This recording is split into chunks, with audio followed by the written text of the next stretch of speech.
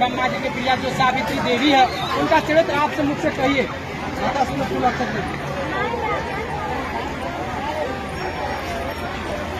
जिसमें उनका व्रत का महत्माय हो और उनका संबंध का इतिहास हो, एवं जो स्त्रियां के पति प्रत्या को देने वाला सौभाग्य और महान उदय के करने वाला हो। और शंकर भगवान ने कहा कि हे महादेवी, प्रभास क्षेत्र में सावित्री का साधारण क्षेत्र में तुमसे कहता हूँ, हे महेश्वरी, सावित्री स्थल नामक स्थान में राजकन्या सावित्री ने जिस प्रकार उत्तम व्रत सावित्री व्रत का पालन किया था, मंद्र देश में एक धर्मात्मा सहित प्राणी तक पर रहने वाली राजधानी तथा पुतालू कथी का और तो देखिए रास्ता छोड़ा के अब है ना तक ना करो है रास्ता छोड़ा के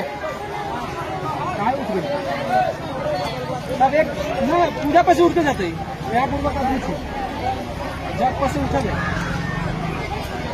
तब एक समय एक अश्वती नाम का राजा था, जो वही जगह पर जाकर माँ सावित्री के पूजा किया। माँ सावित्री प्रसन्न होकर अपने कमंडलू से एक थोपा जल उनको दे दिया। तो राजा के पास कोई संतान नहीं था, तो घर तक गई।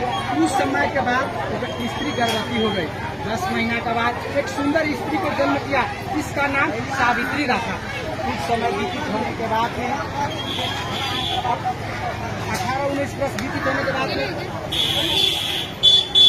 ध्यान देने 18-19 व्यतीत होने के बाद में उसका बेटी विवाह के योग्य हो गया।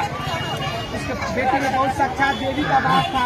देवी का वास होने के बाद ऊपर उसके पिताश्री ने बोला, हे देवी,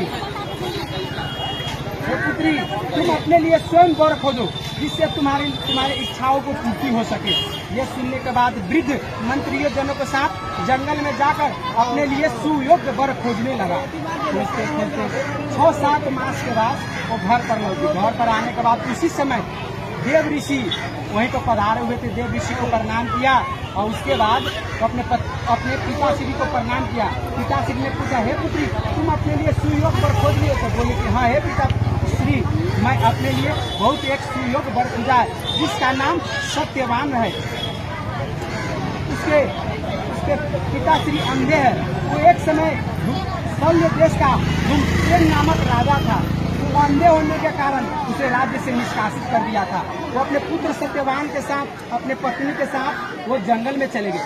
जंगल में व्यतीत होने के बाद उसके पत्नी, उसको पुत्र, उसका पिता सत्यवादी था, इसीलिए उसका नाम सत्यवान रखा था। वो सत्यवादी था, सदैव दूसरे के हित के लिए हर काम करते थे।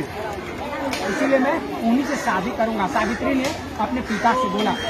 पर देव ऋषि नारद ने बोला कि हे पुत्री, वो तो थोड़ी आयु के लिए मात्र है, उसके आयु 2 वर्ष, 1 वर्ष मात्र बचा हुआ है। तो बोले कि हे पिताश्री, मैंने एक बार बोल दिया, मैं उन्हीं से शादी करूंगा, वही मेरे लिए सुयोग वर है।